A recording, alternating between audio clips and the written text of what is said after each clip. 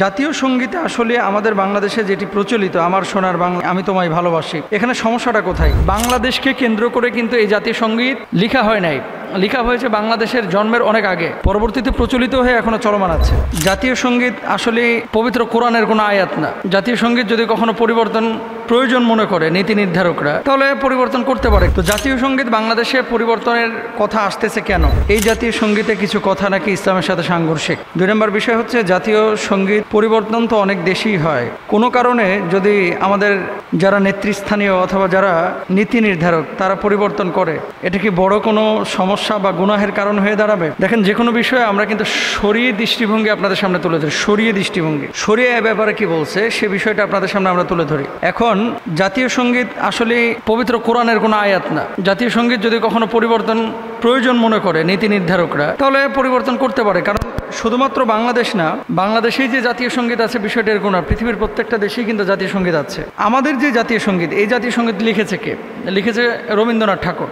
আর এই জাতীয় সঙ্গীত সুর করেছেন আরেকজন। এখন সুরকারের নামটা আমরা আড়ালেই পাই, সরাসরি তার ব্যাপারে যে কথা বলা হয়, জাতীয় সঙ্গীতের যে সুরকারের ব্যাপারে আমরা অনেকেই কিন্তু জানি না যে আসলে এটা কে সুর করেছিলেন। তো জাতীয় সঙ্গীত বাংলাদেশে পরিবর্তনের কথা আসতেছে কেন? 1905 সালে যখন জাতীয় সঙ্গীত লেখা হয় তখন তো বাংলাদেশের জন্ম হয় নাই। এই যে বঙ্গভঙ্গ, পূর্ব বাংলা, পশ্চিম বাংলা, বাংলার মধ্যে কিন্তু আসামও আছে, বাংলার মধ্যে ত্রিপুরা আছে, বাংলার মধ্যে এই বাংলাদেশ আছে, বাংলার মধ্যে মুর্শিদাবাদ আছে। তো ভারতের কিছু অঞ্চল, বাংলাদেশের কিছু অঞ্চল তখন তো একসাথে ছিল। তো 1905 সালে আপনার জাতীয় সঙ্গীত লেখা হয়েছিল। এখন জাতীয় সঙ্গীত যিনি সুর করেছিলেন তার ব্যাপারে বলা হয় বাউল গায়ক গগন হরকার। এই গগন হরকারার গান হচ্ছে আমি কোথায় পাবো তারে থেকেই এই গানের সুর ও সঙ্গীত উদ্ভূত। আপনাদেরকে যে বিষয়টি বলতে যাচ্ছি, জাতীয় সঙ্গীতে আসলে আমাদের বাংলাদেশে যেটি প্রচলিত আমার সোনার বাংলা আমি তোমায় ভালোবাসি, এখানে সমস্যাটা কোথায়? দেখেন, আলেম ওলামারা পরিবর্তন করার দায়িত্ব হচ্ছে নীতি নির্ধারকদের। আলেম ওলামারা কোনো জায়গায় যদি অসংলগ্ন কোনো কিছু দেখে তাহলে সেটাকে ধরিয়ে দেয়, কারেকশন করে দেয়। চিরদিন তোমার আকাশ তোমার বাতাস আমার প্রাণে বাজায় বাঁশি।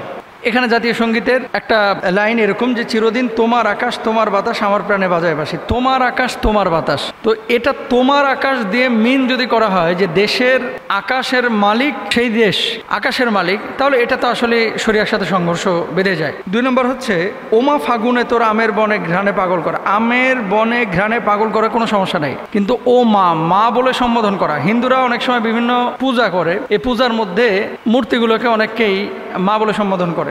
এই জায়গাটা একটু সমস্যা আছে। মা তোর মুখের বাণী আমার কানে লাগে সুধার মতো মরি হায় হায় রে, এই যে এখানে মা বলে সম্বোধন করা হয়েছে। সবচেয়ে বড় যে সমস্যাটা, যদি এগুলোকে আপনি বলেন যে না পংক্তির মধ্যে মা বলে কোনো মূর্তিকে ইন্ডিকেট করা হয় নাই, তাহলে শেষে যে অংশটা আছে যে ও মা তোর চরণেতে দিলাম এই মাথা পেতে দেগো তোর পায়ের ধুলা সে যে আমার মাথার মালিক। ওমা গরিবের ধন যা আছে তাই দিব চরণ তলে। দেখেন, চরণ তলে, মায়ের চরণ তলে। ওমা তোর চরণেতে দিলাম এই মাথা পেতে। তো মায়ের চরণ তলে মাথা পেতে দেয় কারা? মুসলমানরা। মুসলমান তো মাথা পাতে শুধুমাত্র একমাত্র আল্লাহ সুবহানাহু ওয়া তাআলার সামনে, তাই না? তো দেশকে যদি আপনি একটা সত্তা মনে করেন, দেশের তো কোনো আকার নাই, ভূখণ্ড আছে, মানে দেশ শব্দটা আল্লাহ সুবহানাহু ওয়া তাআলাকে কি আমরা দেখেছি? বাতাসকে আমরা দেখেছি? আলোকে কি আমরা ধরতে পারি, ছুঁতে পারি, স্পর্শ করতে পারি? না। তো আল্লাহ সুবহানাহু ওয়া তাআলা যে ভূখণ্ড আমাদেরকে দিয়েছেন, এই ভূখণ্ডটা আমাদের কাছে আমাদের প্রয়োজন আল্লাহ তাআলা দিয়েছেন, আমানত স্বরূপ দিয়েছেন। এর মানে এই না এই ভূখণ্ড আমাদেরকে পরিচালিত করবে, বরং ভূখণ্ডকে আপনারা পরিচালিত করেন। আল্লাহ সুবহানাহু ওয়া তাআলা সেই ক্যাপাসিটি, যোগ্যতা আপনাদেরকে দিয়েছেন।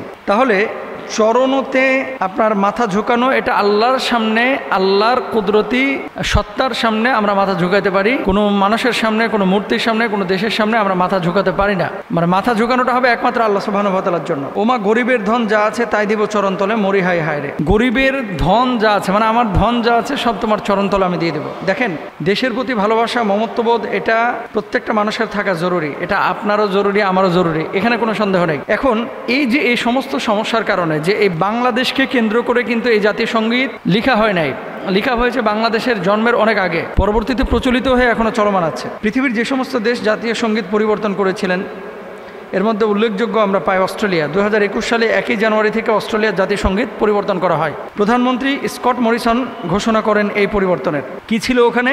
ইয়াং অ্যান্ড ফ্রি হিসাবে অভিহিত করার সুযোগ নেই, আদিবাসীদের সুদীর্ঘ ইতিহাস ঐতিহ্যের প্রতিফলন ঘটনার অংশ হিসাবে এই সিদ্ধান্ত নেওয়া হয়, জাতিসংঘের পরিবর্তন করা হয়। দেখেন, বাঙালি জাতিকে কেন্দ্র করে যদি আপনি জাতীয় সঙ্গীত শুধু বলে থাকেন, তাহলে বাংলাদেশের যে অন্য অন্য জাতিরা তারা কিন্তু মাহরুম হবে। এটা একটা বিষয়। 2 নম্বর বিষয়, জার্মানি জাতীয় সঙ্গীতে আরও বেশ কিছু লিঙ্গ সমতা আনার জন্য, যেমন আগে জাতীয় সঙ্গীতে শুধুমাত্র পুরুষের কথা ছিল, এখন সেখানে নারীদের কথা ঢোকানো হয়েছে, কারণ নারী এবং পুরুষ দুইটা সত্তা, এখানে অধিকারের জন্য তারা করেছে। জার্মানি কি করেছে, সঙ্গীতের একটা জায়গায় ছিল ফাদারল্যান্ড মানে পিতৃভূমি, সেখানে হাইমাট অর্থাৎ জন্মভূমি লেখার প্রস্তাব দিয়েছেন তিনি।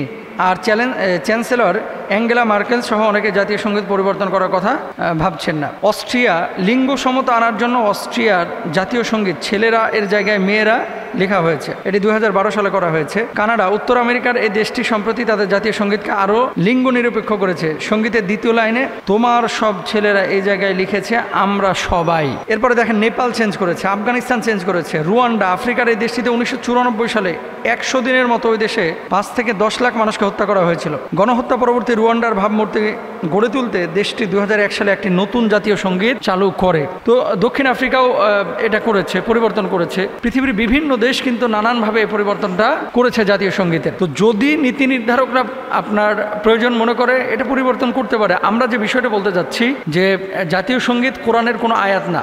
আর এই বাংলাদেশের যে জাতীয় সঙ্গীতটা, এই জাতীয় সঙ্গীতটা বাংলাদেশকে কেন্দ্র করে লেখা হয়েছে, বিষয়টা এরকম না। তাহলে এখান থেকে আমরা কি পেলাম, এটা পরিবর্তনশীল। তারপরে এটা নীতি নির্ধারকরা যদি প্রয়োজন মনে করে পরিবর্তন করতে পারে। ইসলামিক স্কলার হিসাবে কোন কোন জায়গায় প্রবলেম আছে শরিয়ার দৃষ্টিতে আমরা তুলে ধরেছি। আল্লাহ বোঝার তৌফিক দান করুন।